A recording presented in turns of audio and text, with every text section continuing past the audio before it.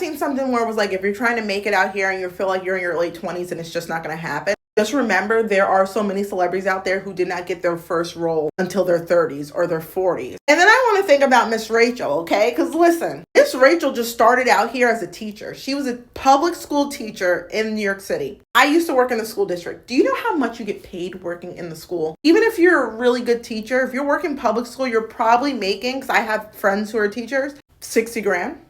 60 grand, that's like typical, I feel like. Think about it this way, when Miss Rachel was like 31, 32, she was just working in a public school as a mom, making $60K a year. Decided she didn't even want the fame. It wasn't like she was like, I'm going to become famous and I'm going to try my hardest. Like, no. She just started making videos for her son because there wasn't really a lot out there to teach kids who have developmental delays how to talk, things that were catered to younger kids who were kind of getting their early intervention.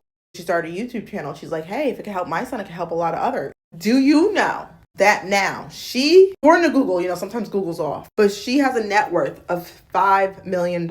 Even if it's not completely accurate, she's definitely a millionaire by now. That's 14 million subscribers, which might not sound big to you when you think of other content creators, but views are through the roof. 14 billion views. And I think about 1 billion of those views have to come from me in my household. What about y'all?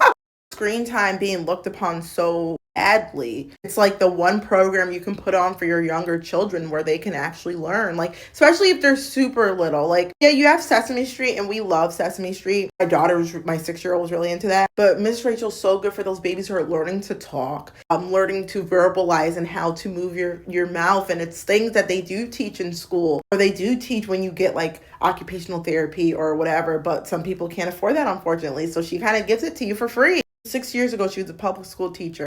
Now she has toys and books and appearing everywhere in the household name. At 42, it's never too late. 42 is not old by any means. I'm not trying to say that, but I'm just saying, like, everyone has their own timelines. Thank you for your service, Miss Rachel. Miss Rachel should be like it's almost like how you say to a veteran, thank you for your service.